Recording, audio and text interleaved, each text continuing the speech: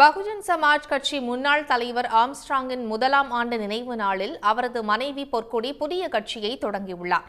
கட்சியின் பெயர் மற்றும் கொடியையும் அவர் அறிமுகப்படுத்தியுள்ளார்.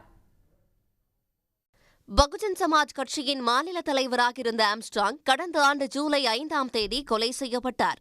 ஆம்ஸ்ட்ராங்கின் முதலாம் ஆண்டு நினைவு தினத்தையொட்டி சென்னையை அடுத்த பொத்தூரில் உள்ள வள்ளலார் மடத்திலிருந்து சுமார் 1 கிலோமீட்டர் தூரத்தில் உள்ள ஆம்ஸ்ட்ராங் நினைவிடம் வரை பேரணி நடைபெற்றது. ஆம்ஸ்ட்ராங்கின் மனைவி பொற்கொடி தலைமையில் நடைபெற்ற பேரணியில் உச்சநீதிமன்ற தலைமை நீதிபதி BR கவாயின் தாய் கமலா கவாய், திருமாவளவன், வேல்முருகன், நயினார் நாகேந்திரன், திமுக தலைமை செயற்குழு உறுப்பினர் ரங்கநாதன், மதிமுக சார்பில் மல்லை சத்யா, தேமுதிக தலைமை நிலைய செயலாளர் பார்த்தசாரதி, பழநெடுமாறன், ஜான் பாண்டியன், திரைப்பட இயக்குநர் ப. ரஞ்சித் உள்ளிட்டோர் பங்கேற்றனர்.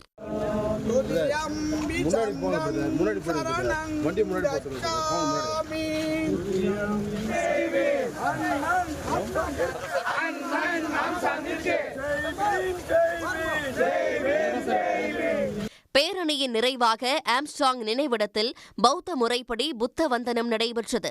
இதைத் தொடர்ந்து ஆம்ஸ்ட்ராங்கின் 9 அடி உருவ சிலையை உச்சநீதிமன்ற தலைமை நீதிபதியின் தாய் கமலா கவாய் திறந்து வைத்தார்.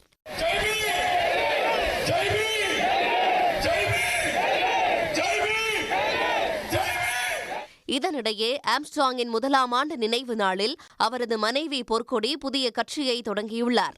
தமிழ் மாநில பகுஜன் சமாஜ் என்ற புதிய கட்சிக்கு நீலம் மற்றும் வெள்ளை நிறங்கள் கொண்ட புதிய கொடியை அறிமுகப்படுத்தியுள்ளார். TMBSP என்று பொறிக்கப்பட்ட நீல நிற கொடியில் தும்பிக்கையில் பேனாவுடன் யானை இருப்பது போல் கொடி வடிவமைக்கப்பட்டுள்ளது.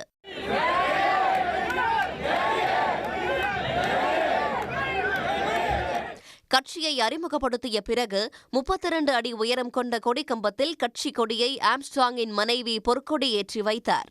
உடனுக்குடன் செய்திகளை தெரிந்து கொள்ள சன் நியூஸ் பெல் ஐகானை கிளிக் பண்ணுங்க.